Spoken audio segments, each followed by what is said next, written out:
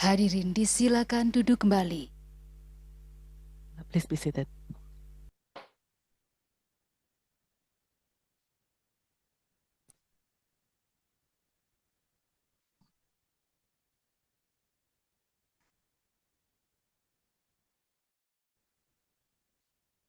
The session is open and open for public.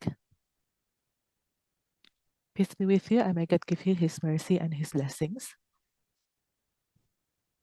Good afternoon. Greetings for everyone.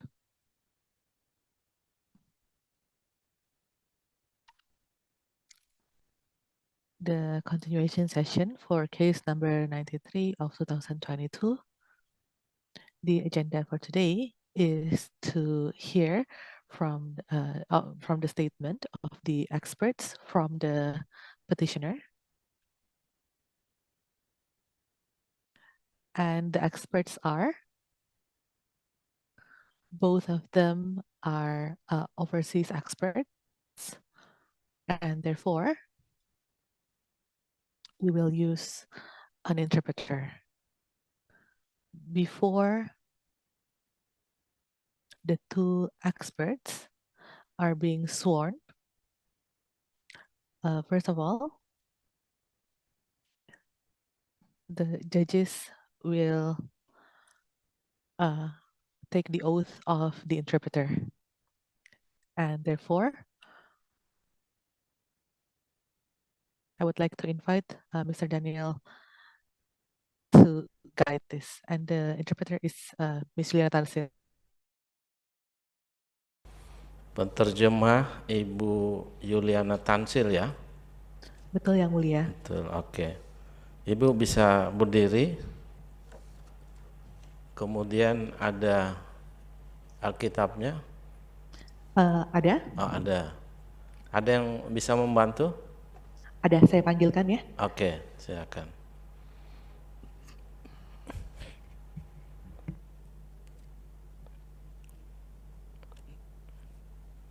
Nanti tangan kiri Ibu di atas Alkitab, jadi posisi yang bantu di sebelah kiri nanti. Berdiri di sebelah kiri ya. Ya, tangan kanan Ibu di atas. Ibu Kristen apa Katolik? Suaranya belum ada, Bu? Kristen. Oh, Kristen. Kalau gitu 2 jari ya? Ya. Oke.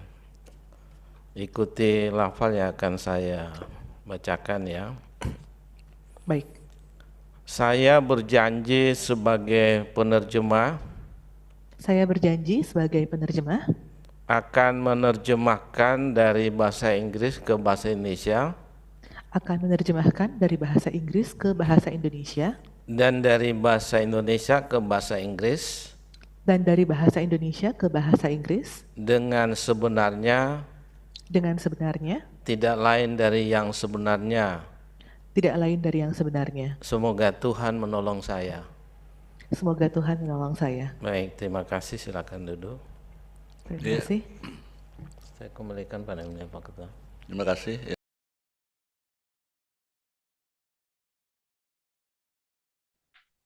Before giving your statements, both experts have to be sworn. For Ms. Bhargavi Venkatasubmaniam, PhD. Your religion is Hindu. And we will also take your oath. And for Mr. Steven Allen, no religion. So you will just be sworn or make a promise. Do you want to, you can use your own version, or you can choose to follow Judge Daniel. Thank you, Your Honor. Ms. Bhargavi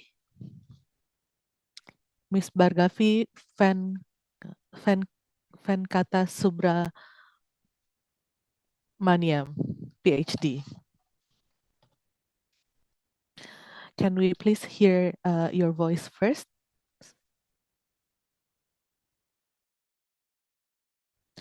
You are still on mute.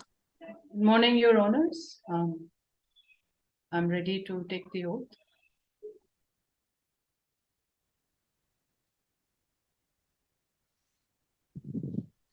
Please follow my words.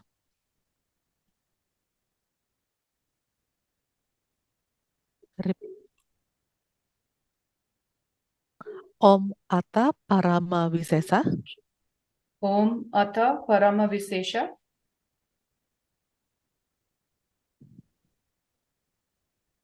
I solemnly swear that I, as expert, I solemnly swear that I, as expert,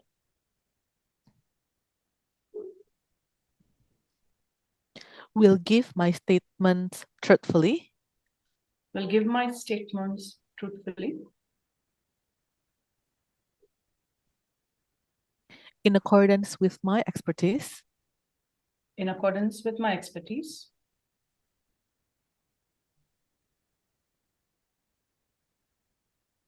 Om Shanti Shanti Shanti Om. Shanti Shanti Om. Thank you. Thank you.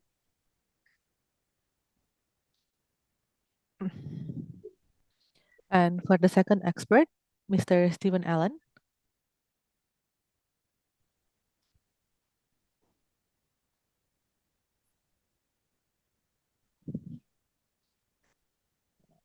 Mr. Steven Allen, can you hear us? Yes, I can. Thank you.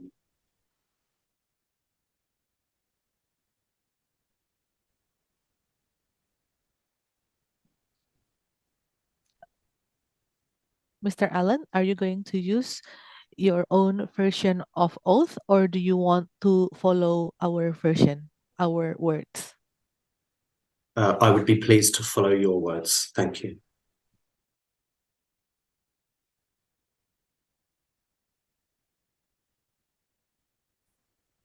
Then please follow me. Please repeat after me. I solemnly swear that I, as an expert, I solemnly swear that I, as an expert, akan menerangkan yang sebenarnya, will give the true statements, will give the truth statements sesuai dengan keahlian saya. in accordance with my expertise. in accordance with my expertise. Oke, terima kasih. Silakan duduk kembali. Thank you. Please be seated. Saya kembalikan pada Yang Mulia Ketua. And now I shall return the session to tolong disampaikan kepada ahli. please let the experts know. Ibu Bhargavi. Please let the expert Ibu Bhargavi Venkatasubmaniam know that she can now deliver her presentation in 10 to 15 minutes. So you have 10 to 15 minutes to deliver your presentation. And then we will continue with question and answer. Please.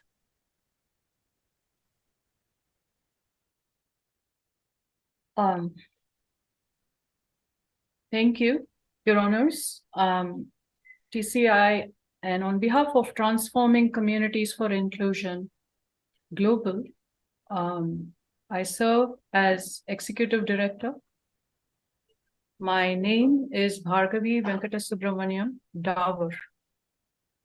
I congratulate the Indonesian Constitutional Court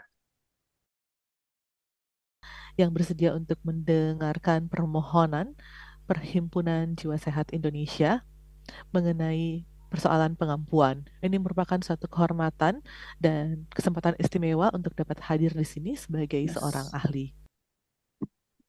The organization I represent, Transforming Communities for Inclusion, is a global organization. We represent persons with psychosocial disabilities around the world. We are a membership-based organization with many national focal points. We have leadership in over 45 countries. Our strongest presence since the beginning is in the Asia-Pacific regions. I want to check with the interpreter if the speed is all right and whether there needs to be extra time for my presentation, or shall I carry on?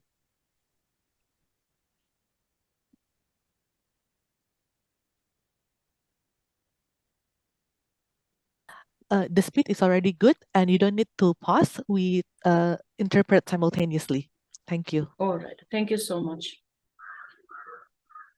Our area of expertise and experience is on the Convention on the Rights of Persons with Disabilities. TCI began our work from the Asia-Pacific region to closely follow Article 19 of the Convention. That is the right to live independently and be included in the communities. We have intensive exchanges among the membership. We keep in touch with emerging knowledge and practice on the right to live independently. And we are inspired by the convention and the idea that the right to live in the community without interruption is today a full human right. Many UN documents have been released since the advent of the convention, requesting governments, requesting policymakers, and changing the law, giving guidance on legal reform, on barriers to the realization of Article 19, that is the right to live in the community. We are the representative voice of persons with psychosocial disabilities globally. And we bring the key message that we are persons first, and that our personhood must be recognized in all laws, policies, programs, and practices. Your Honors, courts around the world today are debating and providing jurisprudence for the personhood of non-human lives. It is but compulsory, a moral obligation, underscored by the convention again and again, that persons with disabilities are persons first. In the rubric of psychosocial disabilities, we bring before you, Your Honors, that persons with psychosocial disabilities is a very broad category. It includes neurodiverse persons, autistic persons, persons with learning disabilities, persons who have been rejected by society due to old laws that define us as lunatic, of unsound mind, being simple-minded, being mad persons, being of infirm body and mind, so on and so forth. Such groups have been humiliated, shamed, violated, historically neglected and discriminated against, and continue to face the threat to life and liberty. More often stripped of all their rights by incapacity laws, including guardianship laws, and it has been called a civil death. Your Honors, policymakers, governments may assume that guardianship is a modern law. Governments may assume that for a country to be modern, such laws must exist.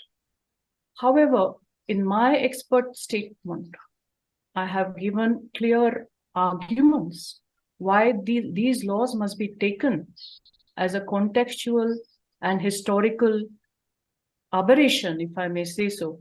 We must situate the beginning of these laws within the context of their times centuries ago.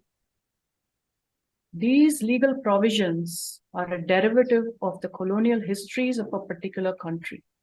As you will be aware, Your Honors, the Asia-Pacific region were subject to colonialism by different countries, including the English, the French, the Spanish, the Dutch, and others.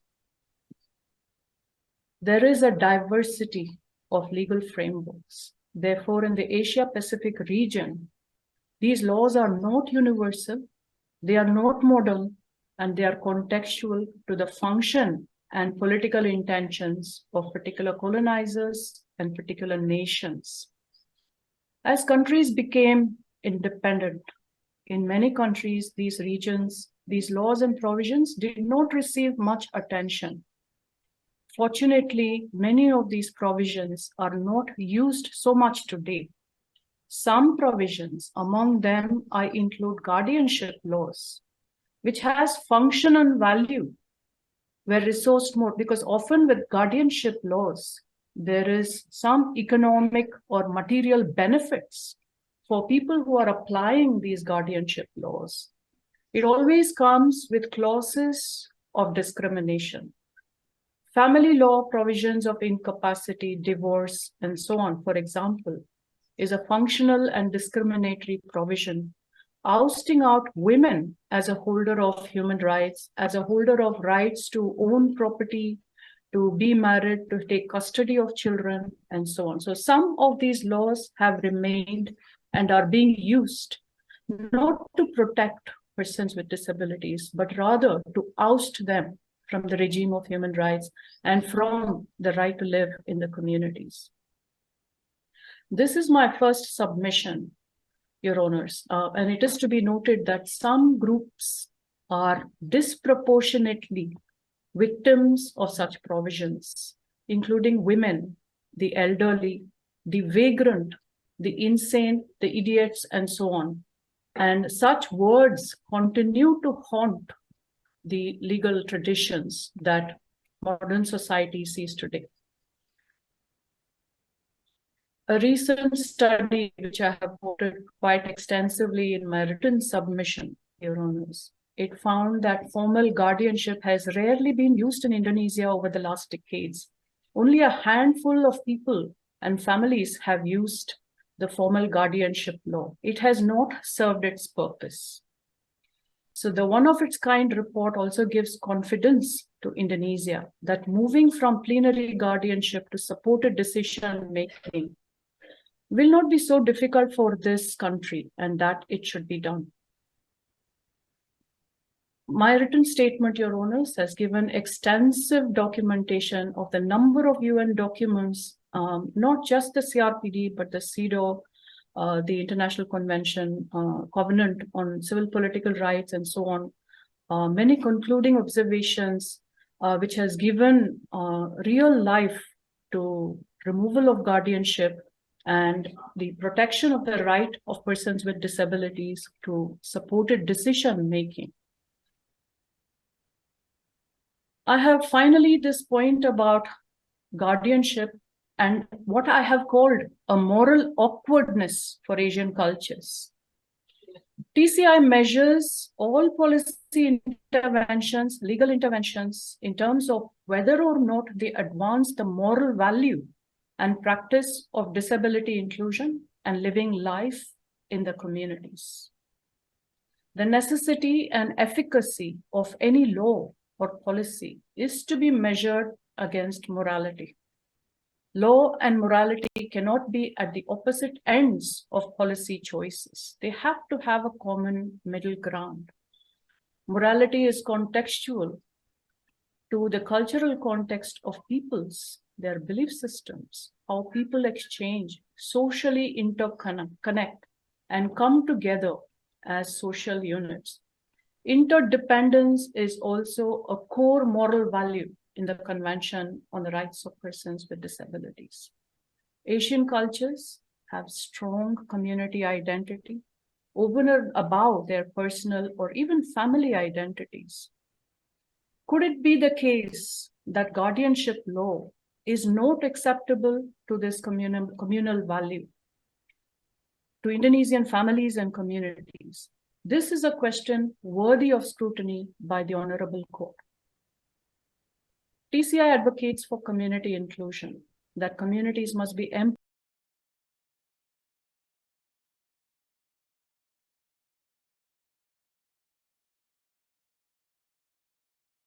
TCI has argued that the guardianship law, like other incapacity laws, weaken the social fabric by bringing interest politics within the families.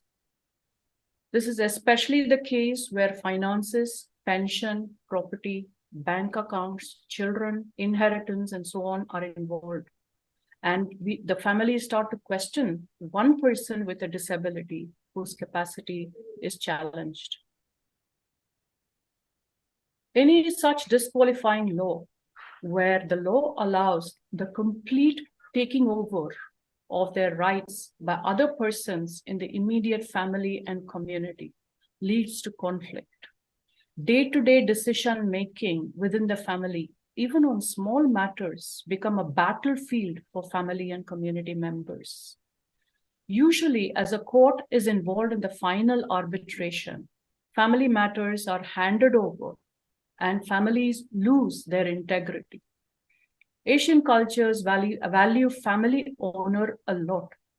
To live in situation of daily legal conflict, spilling into family affairs, is not a very welcome scenario for Asians, where only the dignity of individuals, not only the dignity of individuals is involved, but the dignity and honor of families are at risk.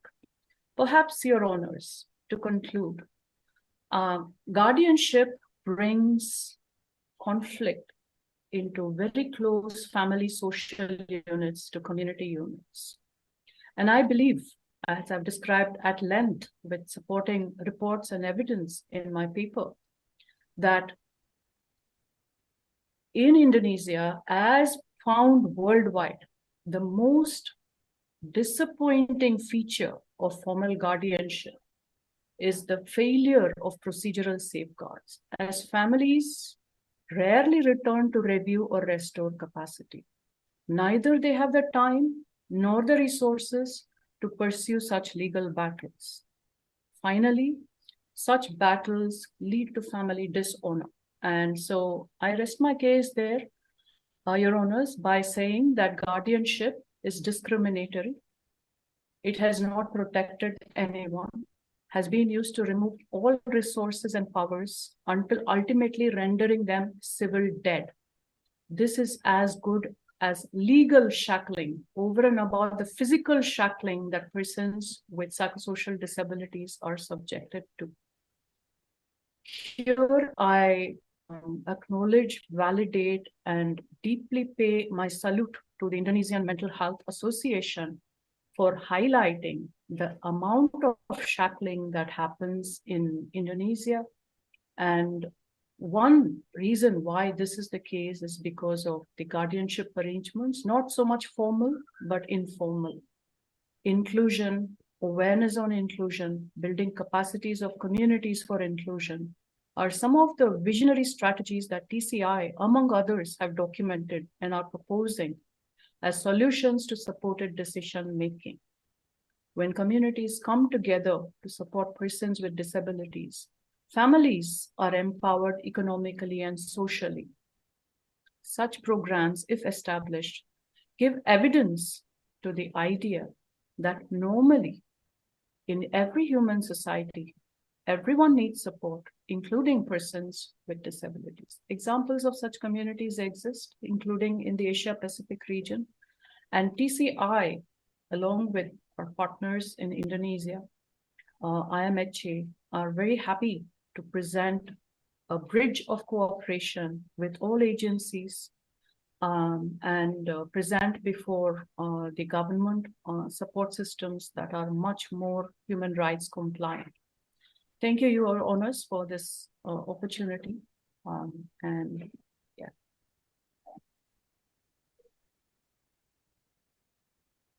I'm happy to take questions if there are any. Baik.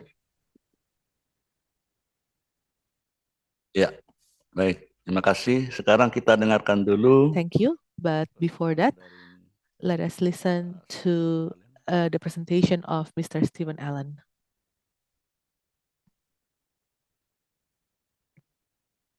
Thank you. And with permission, may I begin to share a PowerPoint?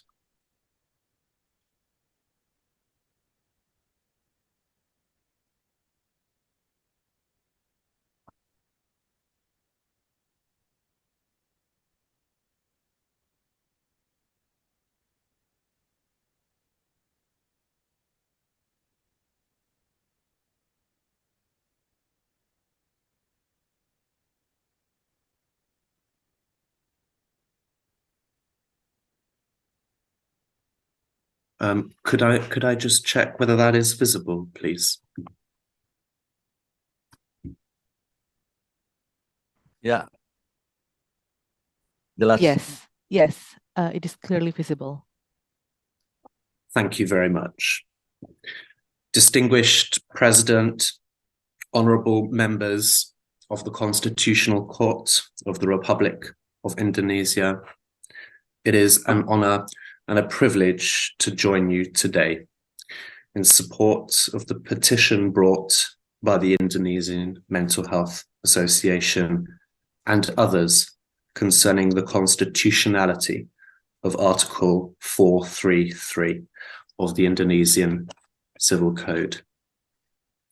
My name is Steven Allen, and I am joining you online today from Budapest, Hungary, in my capacity as Executive Director of the Validity Foundation. Similarly to my learned friend, I also commend this honourable court for hearing this petition of great significance to persons with disabilities in Indonesia. The Validity Foundation, which I represent, is a specialized international non-governmental organization established to promote the human rights of persons with disabilities through pursuing legal strategies. Validity holds special consultative status with the United Nations Economic and Social Council, participatory status with the Council of Europe. And today, the organization is involved in representing persons with disabilities across Europe and Africa. We are regularly admitted as third-party interveners and expert witnesses before national courts, including senior courts and the European Court of Human Rights. Today, following on from the testimony you have already heard, I will touch on some of the problems with models of guardianship as they relate to being systems of substitute decision-making. Indeed, as I shall point out, there is now global awareness that guardianship, in fact, creates a protection gap for persons with disabilities. I shall then move on to summarize some of the important leading cases worldwide, where aspects of the abusive aspects of guardianship have been considered by senior courts, prompting reforms worldwide. I have been asked to take the court through some models of support that do in fact exist for persons with mental disabilities in line with the concept of support that is set out under the Convention on the Rights of Persons with Disabilities. And in advancing the so-called support paradigm that the CRPD implores us to take, I shall also point out that general legal safeguards may be better to prevent exploitation and abuse against persons with disabilities.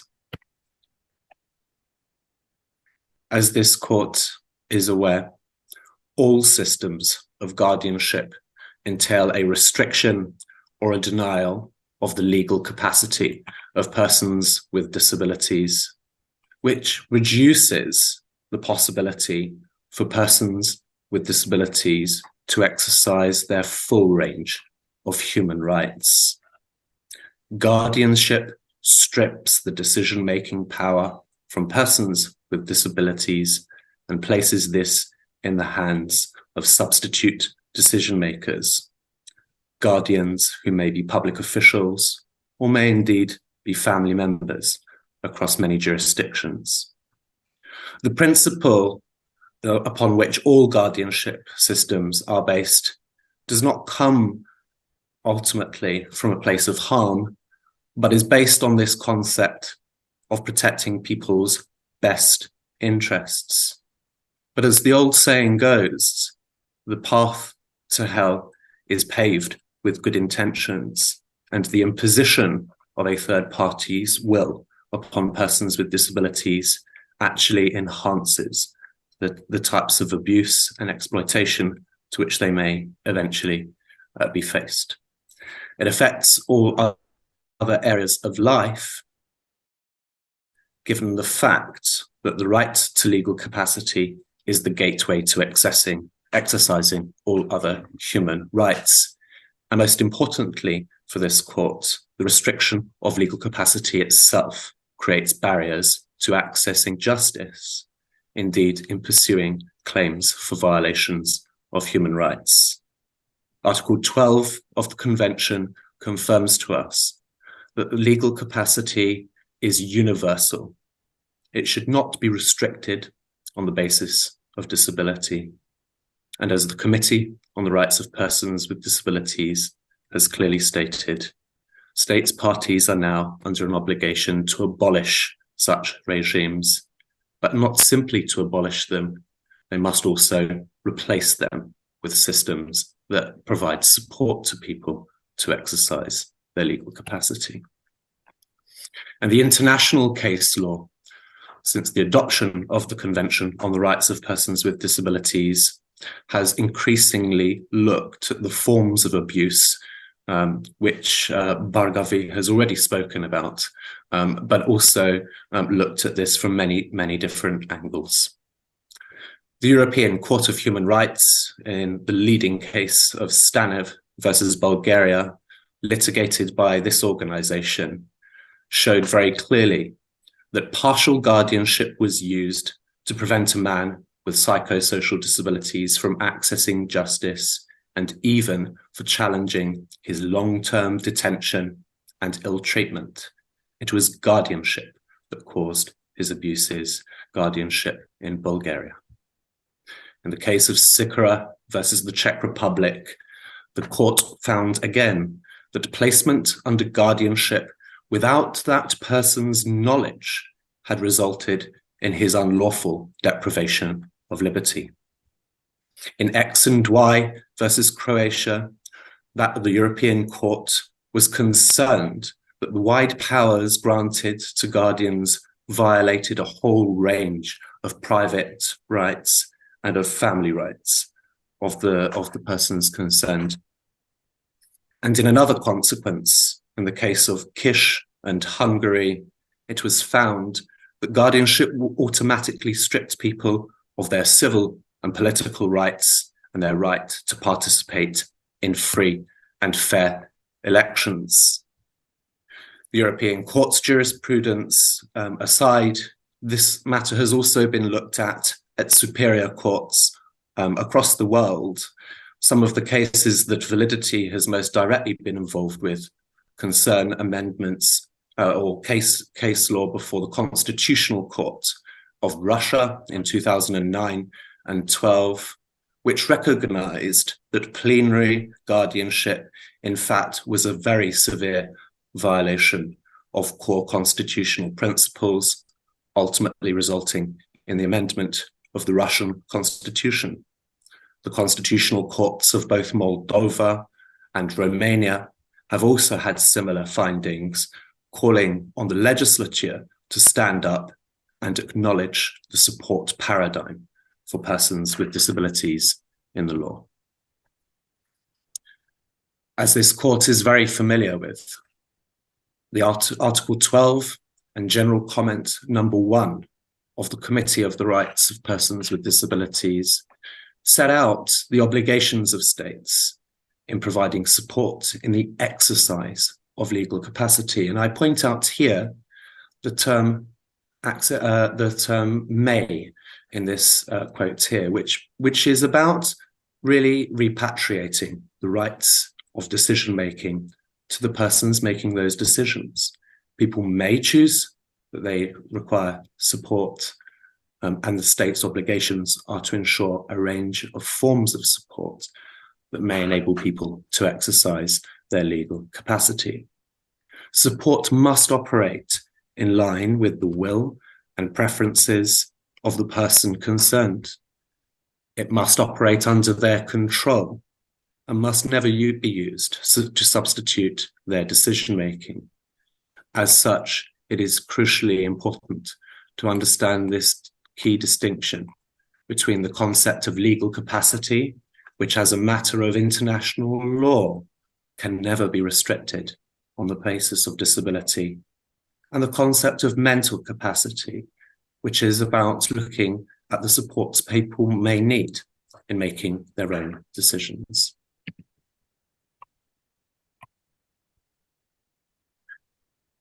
Some brief overview now of some models of support, and particularly as they have been considered and adopted into other legal systems. Reform is not only required under international law, but it is indeed possible. Support agreements are one type of model that have been adopted in a number of civil procedural codes worldwide, such as those I cite here in Colombia, in Costa Rica, and in Peru. These might be formal agreements that require the registration with notaries, for example, but they may also be far less formal. And indeed, informal arrangements of support provide the greatest flexibility and autonomy to persons with disabilities. Whereas civil law traditions often prioritize registration as a way of enhancing legal certainty, common law traditions often allow the arrangement of these purely in the private sphere. Ultimately, this is a matter that relates to the legal tradition of the country in question, but this is certainly a model that is often favoured worldwide. The second model of support that has been frequently cited are advanced planning documents. These are more specialised types of agreements that are made in the expectation of future periods where people expect that they may need support or extra forms of support in their decision-making skills.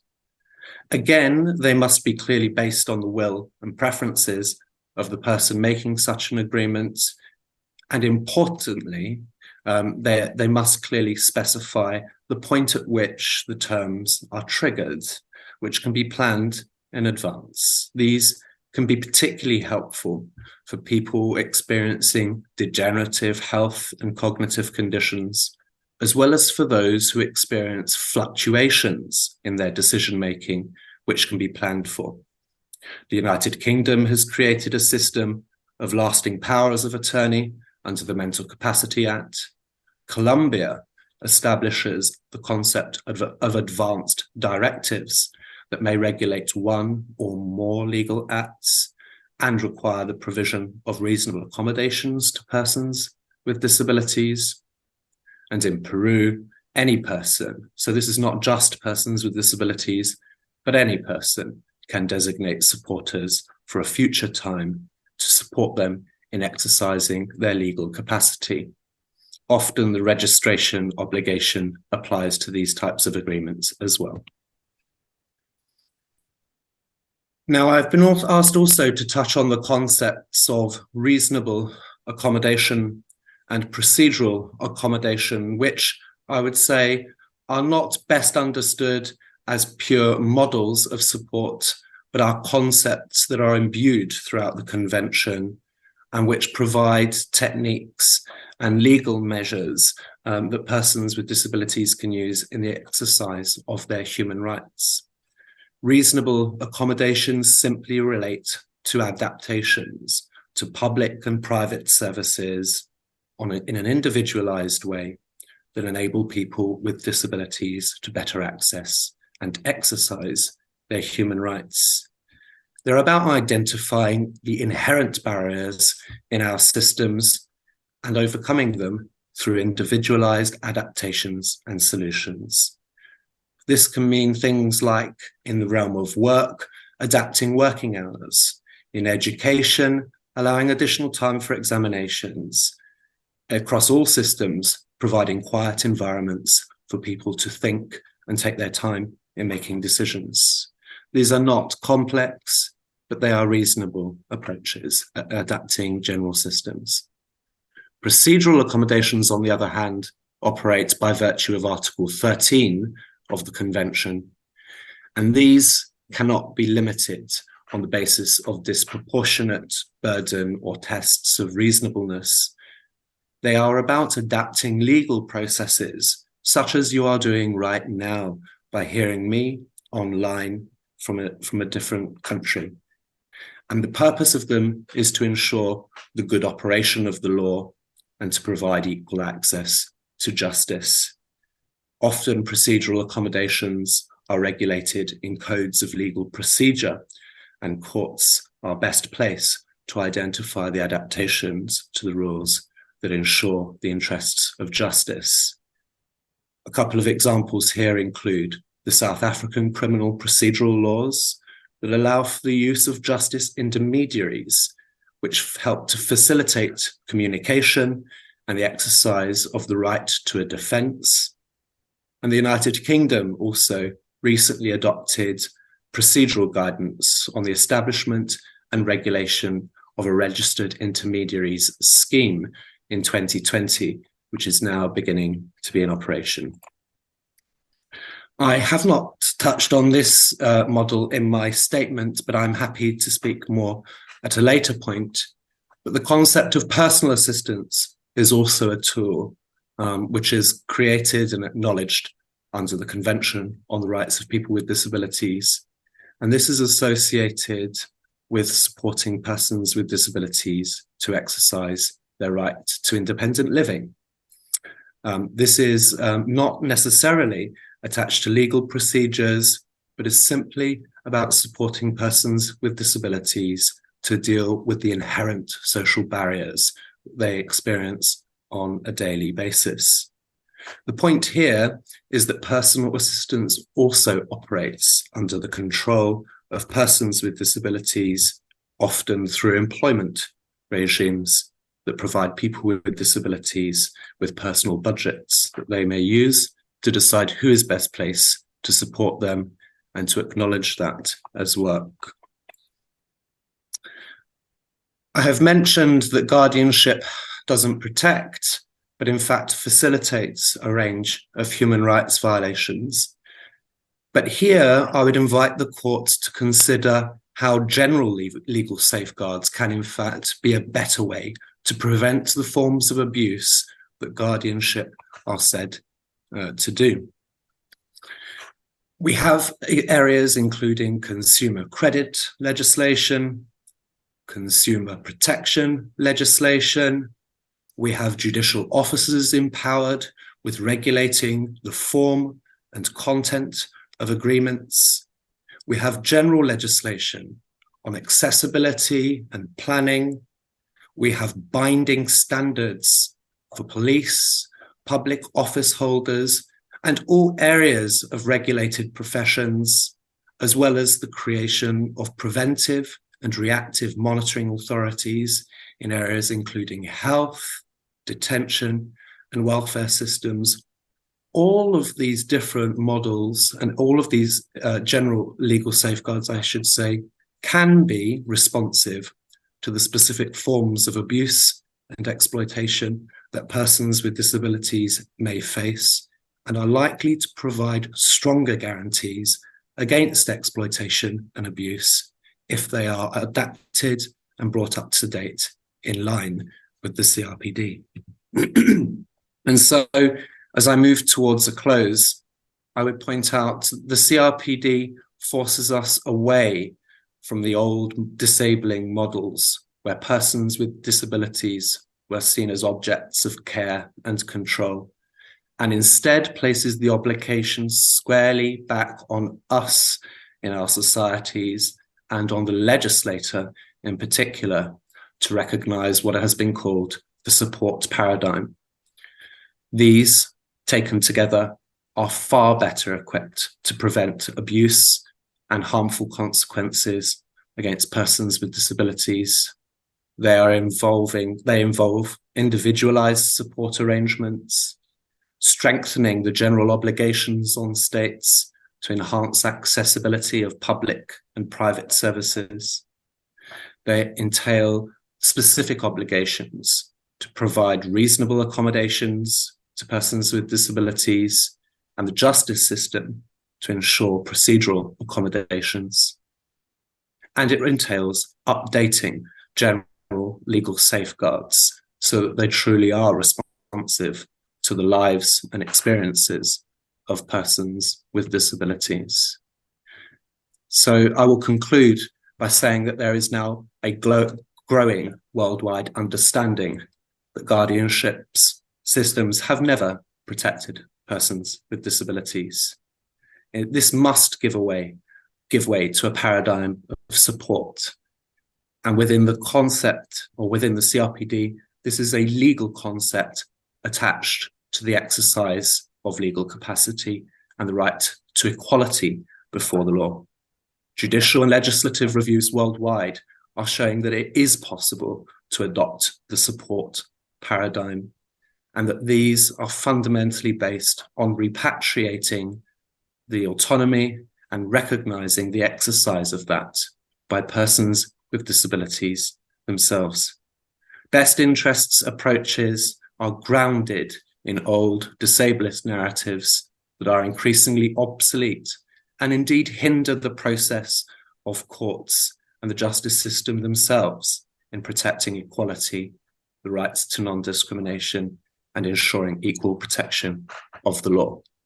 Support arrangements must be under the control of persons with disabilities and can be formal or informal, reflecting the differences that operate between and among legal traditions. Finally, all reforms focus on the recognition of equal legal capacity and should include protections against abuse. I stop there and will also be very happy to take some questions. Thank you. Ya, baik. Dari kuasa pemohon, apakah From the petitioner, do we have any question or anything you would like to further explore? Thank you, Your Honor. For Bhargavi, Ibu Yeni Rosa will question her. Thank you.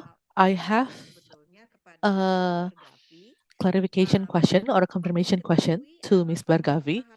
As you might have known, the reason to maintain guardianship, as stated by many people, they say that guardianship is in the best interest of the persons with disabilities. Ya, jangan begini. Nggak usah menanggapi apa yang belum jelas. Please don't respond. Just ask questions. Just go straight to the point. We are not invited to give any comment or response. Just questions. My question is, you are a person with disability yourself, and you were detained in a mental asylum in India, and your organization leads people with mental disabilities across the world. In your opinion, as person who has those experience, do you think that guardianship is a form of protection to you and to other members of TCI, or is it a form of discrimination and violation of rights of persons with disabilities? That's my question. Yang Mulia. Your Honor. Masih ada? Untuk yang Steven. Question for Steven Allen. Untuk saudara ahli Steven Allen. For Steven Allen, with regards to support to a person with psychosocial disability, especially in exercising their civil rights, and do you think this will bring positive impact or negative impact in providing safeguard and protection and to make sure that they have equality before the law. Cukup ya dari pemohon. Okay, enough from the petitioner. Sekarang dari Okay, kuasa now petition, from the respondent. silakan kalau ada. From the respondent, any question? Cukup ya. No, enough. Dari meja hakim, From the judges, silakan. Mr. Sartoyo, please. Judge Sartoyo. Begini, saya ke Ibu I would like to direct this question to Miss Bhargavi. Mohon maaf kalau salah. I'm sorry if I mispronounce your name.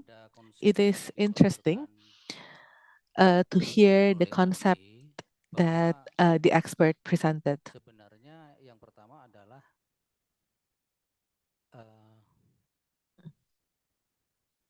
dukungan yang bisa diberikan kepada Mahkamah Konstitusi that the supaya ada support pergeseran tidak to the lagi constitutional pengakuan courts to shift secara from sebagaimana yang formal berlaku guardianship di Indonesia atau as negara-negara the yang system that masih we currently menerapkan exercise itu. in Indonesia and some other countries, Tapi to Ibu mendorong bahwa something supaya that you advocate, that you promote, diberikan semacam mekanisme yang selama ini which diterapkan is di negara-negara yang mengikuti sistem common law ya. a Yaitu mechanism known semacam more sistem widely musara. in the common law Ini system, menarik. which is like a temporary power of attorney. Sifatnya sementara This waktu is dan actually terbatas. interesting because it is Nah, actually yang more muncul temporary and kemudian adalah more limited. bahwa The di samping problem that sistem may common law ini arise kemudian juga later, not only that conflicts dengan Indonesia the yang legal system is not appropriate mengikuti with atau menganut sistem our legal sipil. tradition of civil law, Tapi persoalannya adalah kalau soal the sistem next question is, sekarang kan memang kekiniannya sudah ada uh, pergeseran untuk currently we judicial have a system. shifting Cuma persoalannya which sekarang begini, can accommodate more kalau kemudian digeser dari pengamuan adaptation. But menjadi the question now sebuah is, if kuasa we shift musara yang sifatnya from terbatas, guardianship to temporary and ini limited kan power juga of harus attorney, didasarkan pada then it adanya has to be kesepakatan based dulu on agreements antara pemberi kuasa dengan penerima between kuasa. parties, between the one Nah, conferring persoalannya adalah the alasannya itu power and alasan the yang one receiving mendasari the power. kemampuan untuk membuat The kesepakatan problem now is the itu kan underlying harus muncul dari capacity orang to yang enter into mempunyai agreement. To enter into kondisi agreement, the people has sebagaimana yang the person have terkait dengan to be pasal normal, 433 kalau di KUH Perdata Indonesia. which is Saya tidak actually tahu kalau di found in negara-negara our yang Article berkaitan dengan 433 of our civil law. mengenai hukum perdatanya. I don't know Nah, about the bagaimana civil law of kemudian other countries, but in our civil law, those memberikan persons atau have to have the mempersoal capacity to kemampuan enter into pemberian agreement. kuasa yang How do harus you bisa confirm mencakup itu? this capacity, Karena pemberian kuasa this dasarnya harus ada kesepakatan, legally kemudian harus ada legal ability, legally able? kecukupan kecakapan baik secara jiwa, kesehatan maupun So kemudian one of our secara requirements for people substansi to have the daripada capacity apa yang to enter dia into inginkan agreement, di dalam they have to be sound pemberian perjanjian physically dan and dalam konteks ini more adalah pemberian mentally, kuasa itu. and Nah, they pergeseran also itu need to bagaimana have the capacity to enter saya into tidak agreement tahu kalau to Ibu punya confer pengalaman the power. I don't know if you have any itu experience tentunya bisa satu on saja yang this. disampaikan If kepada you have any Mahkamah experience Konstitusi or any answer to Indonesia this, ini maybe you supaya can also share it with our bisa constitutional kemudian court memetakan apa sih sebenarnya konsep so that we can yang also dimajukan pada hari ini. map out Karena the memang benar concept that bahwa you present better, jangkauan pasal because 433 the KUH scope Perdata of our Article itu memang 433 of our Civil Code orang yang kadang-kadang dalam keadaan normal. also includes Nah, people maka who bisa are sometimes dilakukan, normal. ini tawaran konsep yang saya tanyakan. So this is Kedua, a bisa kemudian concept that I would ditawarkan like to propose or to offer. ketika Can dalam keadaan we normal itulah sebenarnya pengampuan terhenti. Nah, ketika say that melakukan when perbuatan they hukum are in dalam normal keadaan situation, then the guardianship ketidaknormalan itu stops. muncul, itulah But baru when their abnormality ada relevansinya arises, kemudian then dibuatkan pengampuan di pengadilan. Jadi they memang kemudian can be terbatas returned into pada situasi dan kondisi or they can be tertentu sent yang back berkaitan under dengan guardianship. subjektif So yang bersangkutan. it depends on the condition of the legal subject themselves. And for expert Steven Allen, we have a simple question. You mentioned that it depends on the legal tradition of respective countries. You mentioned about Peru, Colombia, and UK. One interesting thing is, indeed, as you said earlier, mental capacity should not be commingled or should not be confused with legal capacity. But that's exactly the problem that we have today, because someone who should be legally capable, have legal capacity, but becomes legally incapable because of their mental capacity. And you propose a concept of support arrangement. Support automatically comes from external party, while the problem of legal capacity is private. It should comes from the individual legal subject. So, Mr. Steven Allen, can you please elaborate further on this? Because that's actually the real problem. That's all. Thank you. I would like to return to the presiding judge. Yang Mulia Pak Guntur, silakan. Anything else? Constitutional Judge Guntur, please. Saya langsung saja Cons- Bu Bhargavi. I would like to direct the question to Ms. Bhargavi. Sampaikan. Ya, menarik apa yang disampaikan oleh Bu Bhargavi. Langsung saja. It is interesting. Your presentation is interesting. Madam Bhargavi, you said that Asian culture place high importance on and respect to family values. Like even like in your words, spilling the negative aspects of a family, even like the psychosocial disability in a family to the community is not a common practice. So do you think that the concept of guardianship in our civil law is not in line with the family values that we have in Asia, the family values that Asian society highly respect? So that's the question to Ms. Bhargavi and to Mr. Steven Allen. Oke, baik. Sekarang untuk Pak Steve Allen.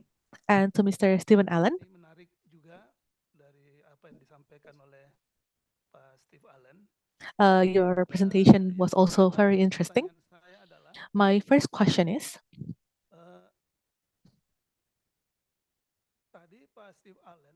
Mr. Steven Allen, you mentioned about 4 case law since the adoption of CRPD, 4 monumental case law. Ini contoh penyelesaian-penyelesaian ya yang kaitannya dengan dukungan kepada that are related to support for people with disabilities. You even mentioned that the Constitutional Court of Russia even ruled for the amendment of the Russian Constitution. Then my question is, out of the 4 case law that you presented,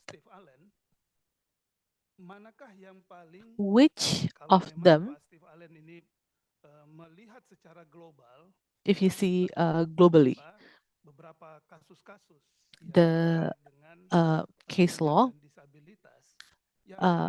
related to persons with disabilities, which of the 4 case laws can be adopted and adapted best to the Indonesian situation and context?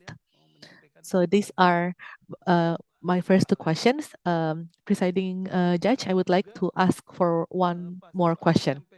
Mr. Steve Allen, you also mentioned about, this is interesting, about the Costa Rican model. I underline this, the Costa Rican model. In the Costa Rican model, Mr. Allen, please correct me if I'm wrong.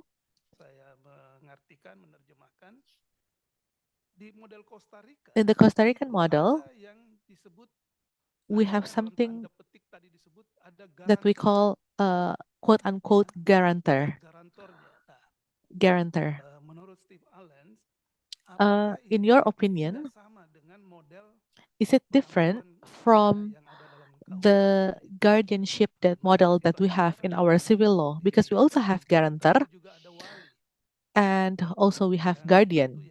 They have guarantor, we have guardian. Who will be the guardian for the person with disability? If it is different, please, if they are different, please enlighten us of the differences.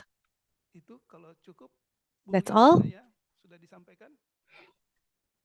Oke, baik. Terima kasih Yang Mulia. Kami kembalikan Yang Mulia Pak Ketua. Terima kasih. Thank you, Presiding Judge. Do we still have any question? Yes, from Justice Annie. Kepada Bu Iliana, saya menyampaikan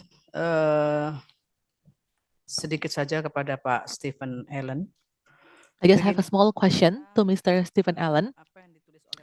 I read your written submission, point 5 and point 6.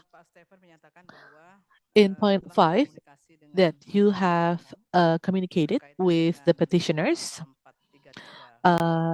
in relation to Article 433 of the Indonesian Civil Code, and you are also familiar yourself with the Constitution of the Republic of Indonesia. And in point number 6, you also stated about the commitment of countries in the world on the Convention on the Rights of Persons with Disabilities. I would like to add something here. With our law on persons with disabilities, law number 8 of 2016, that law has accommodated the provisions in CRPD. And in that law, there are many fundamental arrangements on the rights, obligations, and also protection offered by the state to persons with disabilities. Do you think that all of these are not enough? Because I see that in your written submission, you only mention about civil law and constitution without any consideration to our specialized law, which is the law on persons with disabilities.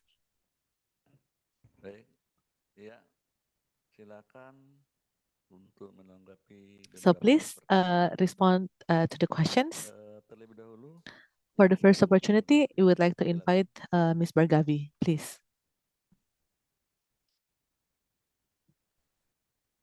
Thank you so much, Your Honors, for these questions. The first question that I have before me is about the advisability of the power of attorney mechanism in the context of the larger question about legal capacity and mental capacity. We in India have been running a 25-year-old project at the community level, working with families, with communities, and with a wide diversity of needs for psychosocial health and well-being. So we have not found anyone, and I think the judge was careful to say that sometimes people are normal.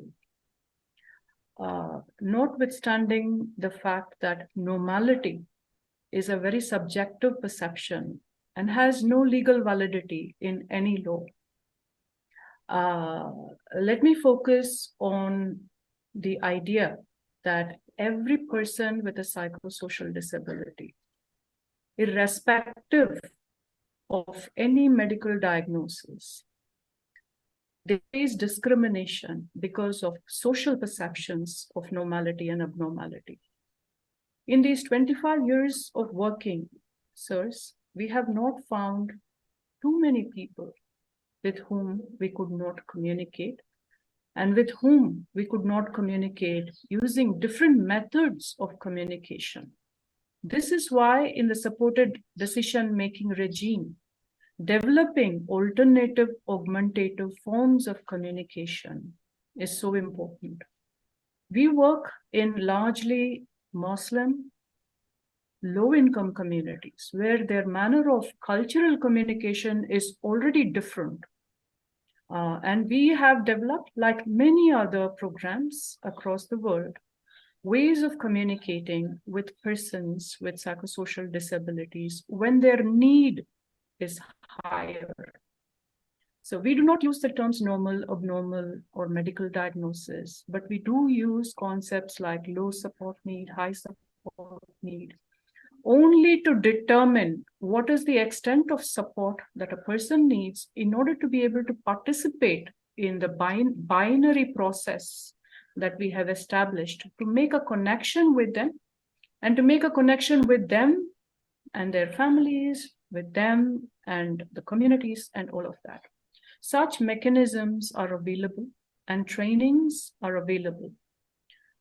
So power of attorney, our experience has been that there are many people, it's something like what my colleague Mr. Allen described. There are many ways of doing this. What I have known from India is the power of attorney mechanism, along with registering agreements with we have the Hindu undivided family agreements. We have the agreements of association of persons. These are all registered in a general notary or in a general registry. They don't go before the disability court or, some of the specialized courts like the magistracy. They don't go there. They are common agreements. It could also be just a stamp paper agreement.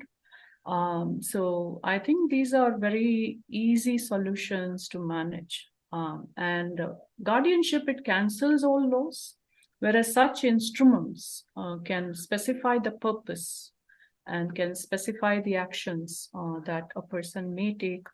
The holder of the power of attorney will allow for the person with a disability. So this is very contextual to what we have in India. We have several such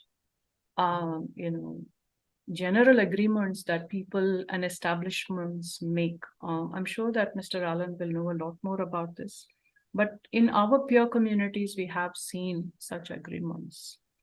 Another one that I can talk about is creating a trust fund for the person with a psychosocial disability, where the founder of the trust or the establishment is the person with a disability. It's a bit more complicated because we still have unsound laws in our country. So it's a bit more complicated, but it has been done.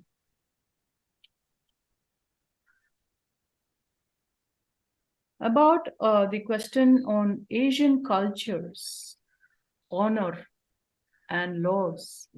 Yes, absolutely. Again, coming from the community experience of the last 25 years, sir, I want to share that even to register a case of domestic violence before a police officer becomes very difficult for family members. So what we have done is to establish a community justice system where we have community meetings for arbitrating a violation. So we might have about 10 people. It might include a police officer. It might include the local imam from the mosque. We could have women's organizations coming in. We would have our own people from our team being there as arbitrators. We could have a legal person coming to arbitrate. So this is how we settle these matters. And more frequently than not, such issues are amicably settled without disturbing the community fabric. We call it community confrontation meetings. And these meetings are a very well-established practice in our work in Pune. But there could be other examples of legal arbitration methods which are not linked with the legal system in a very direct way. As many of these cases can be solved. We have such mechanisms in India for arbitration. And so that's something. And I do believe that cultures will reject laws which are not appropriate for them. I do believe this after having worked in communities for 25 years, and that whatever legal solutions that we find needs to match cultural and family values. This is my belief. It may not match with cultures elsewhere, but we are a communal society in the Asian Pacific region. Today, many nations are talking about decolonization and also cleansing the laws from colonial imprint. Governments are talking about sovereignty and coming back to ourselves as with identity and culture. So I think these values are important for us. And even when we work globally, we are very mindful, that here there is a cultural segment coming in, and we should value this and not discard it completely to keep the matters participated. Would you like Mr. Allen to come in? I think there is one more question, but I can do this after Mr. Allen responds to the questions beforehand.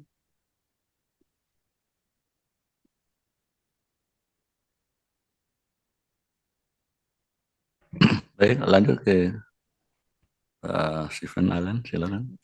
Okay, then Mr. Steven Allen, please. Thank you very much. There were a number of questions, so I will try to touch on all of them, but perhaps briefly, and I would also be very happy to follow up with further written submissions if that might be helpful, especially with some of the more technical questions.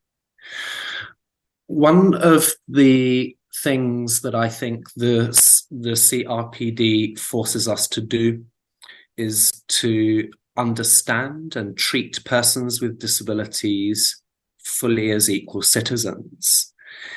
And I think this is not a complex principle, this is not a complex ideology to understand. It forces us as societies to think about what we can do to ensure that equal citizenship itself is enjoyed by everyone within our societies, including those who may have the highest support needs.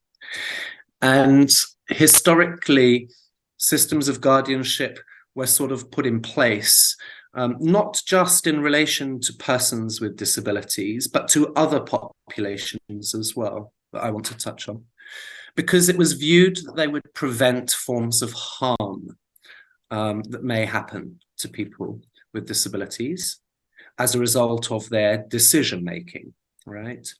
That they would make bad decisions, that they would give away their money or be exploited by people in society. Indeed, it was about essentially protecting people against forms of abuse. And historically, the same logic applied to women, and that they may make bad decisions and should be under the guardianship or protection of men in their lives. And of course, globally, we have moved beyond this paradigm of seeing women as incompetent or feeble-minded. We have extended our recognition and an equal recognition that women have the right to decide in their lives. We also recognize this is the case for children at the point where they attain the age of majority, that they have the capacity. We have a legal presumption that when they achieve the age of majority, that they can exercise their rights.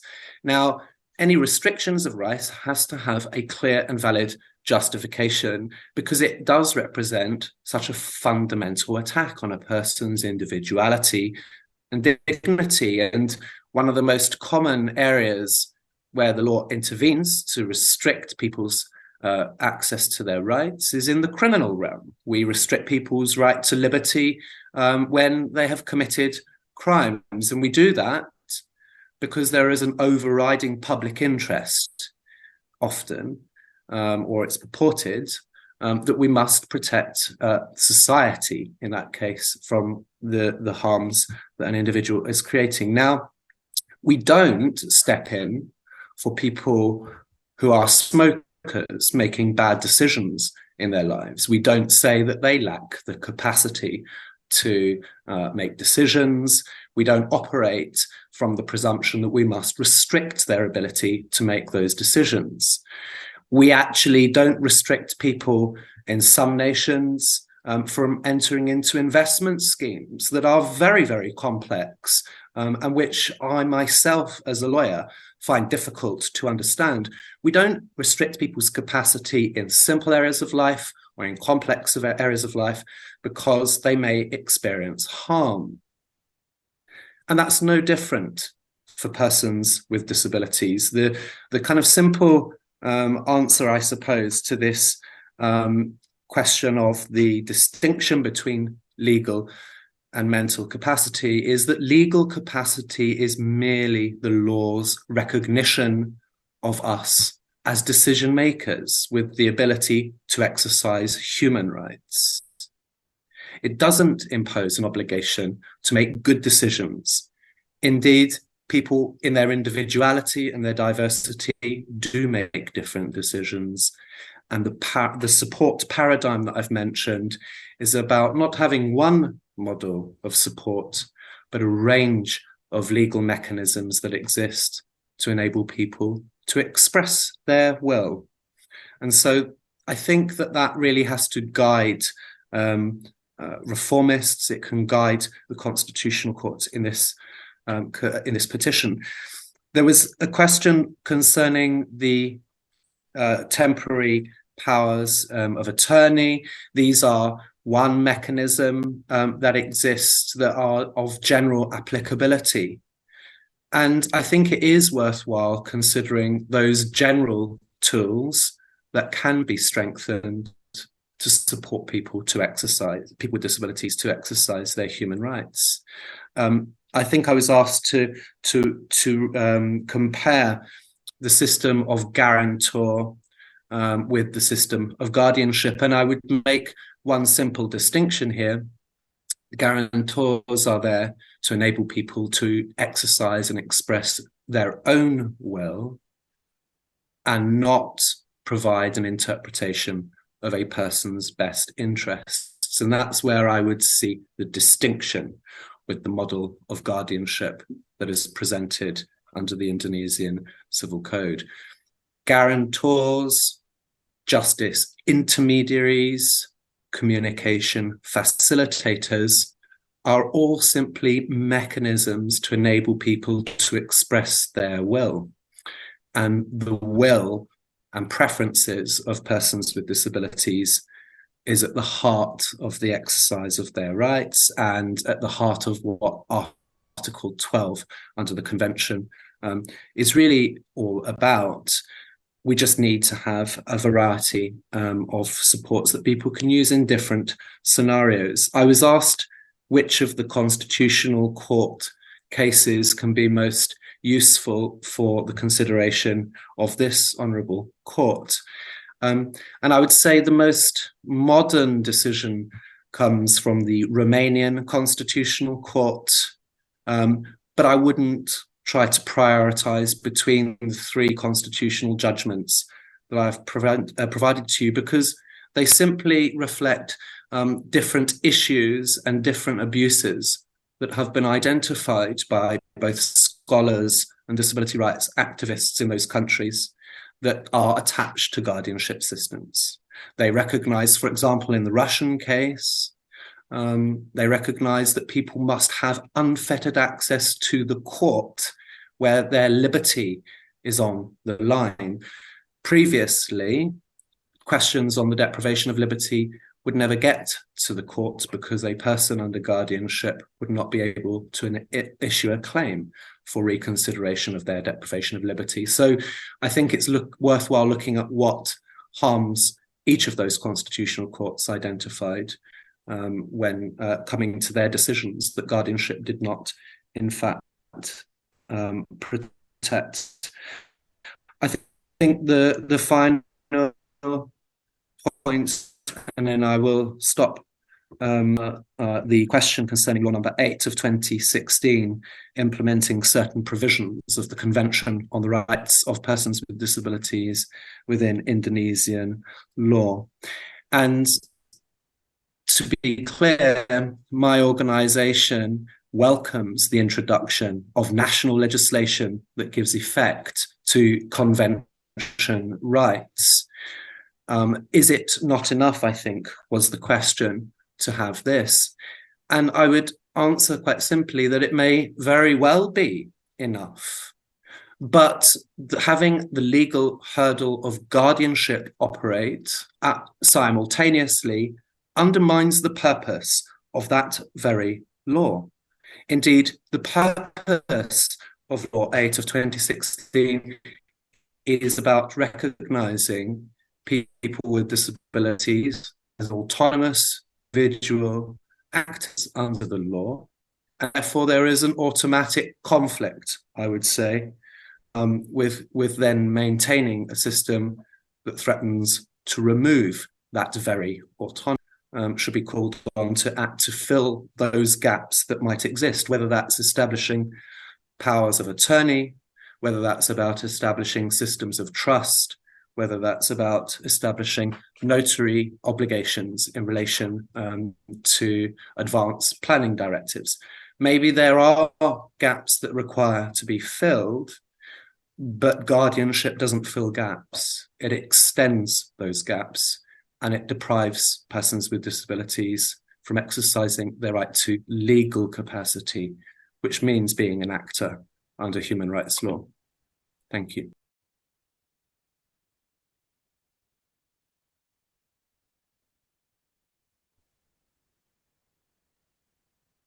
May I go ahead and answer one last question that was addressed to me by Ms. Yani Rosa?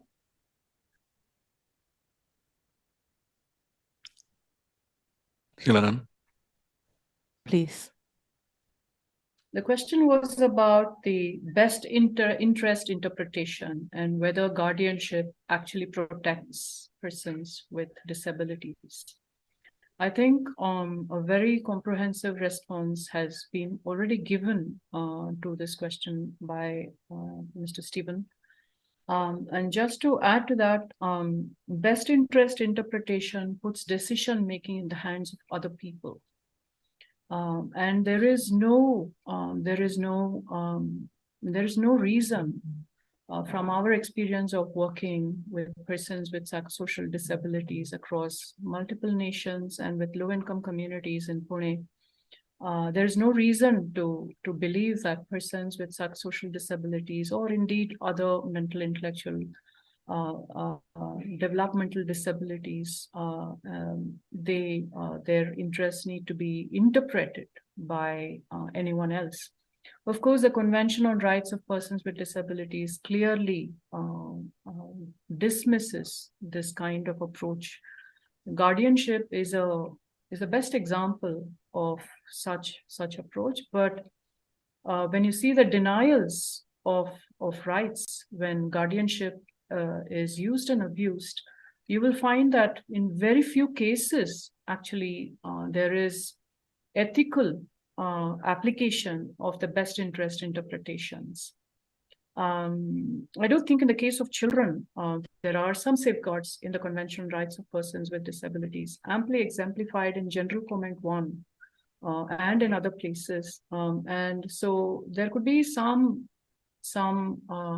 exceptions there, or some adaptations there, not exceptions really.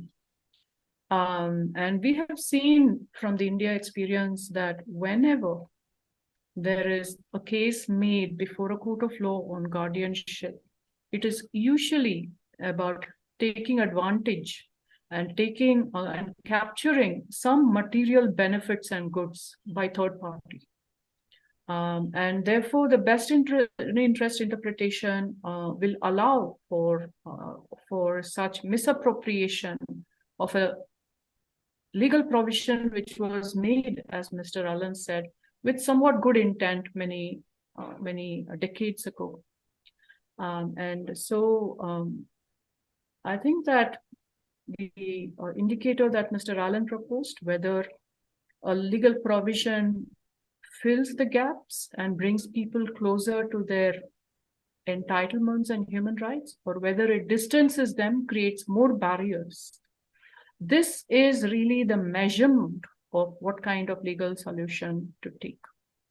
Whether it be legal solutions or community-based solutions, I think today there is ample evidence and ample documentation. There are ample expertise of people and professionals who can guide policymakers and the courts in drawing up some solutions which will not result in such levels of exclusion, discrimination, and institutionalization.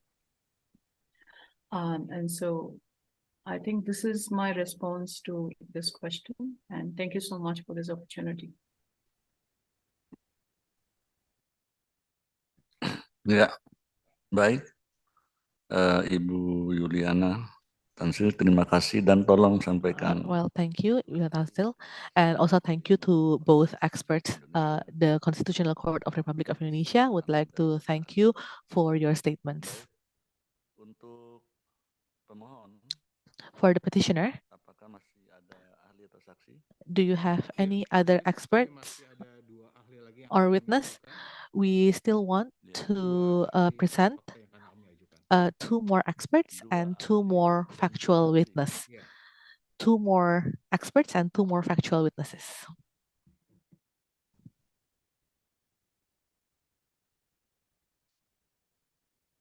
Ya, baik kalau begitu. In that case, for the petitioner, we would like to hear from two experts in the next session. Please submit their curriculum vitae and the written submission 2 days before the court session. Therefore, I would like to adjourn this session, and we will resume again on Wednesday, 1st of February 2023 at 1100 with the agenda hearing the statements of two experts from the petitioners. Once again, we would like to thank the two experts. Therefore, the session is adjourned. Please rise. The constitutional justices are leaving the courtroom.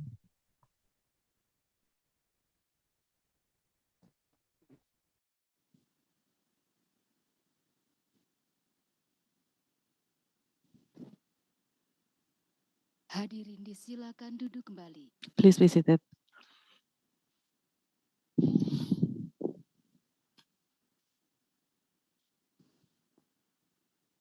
Hadirin yang kami hormati. Distinguished ladies and gentlemen, this is the end of the session for case number 93 /PUU/2022. The next court session will be on the 1st of February, Wednesday at 1100 Western Indonesia time. Thank you. Good afternoon.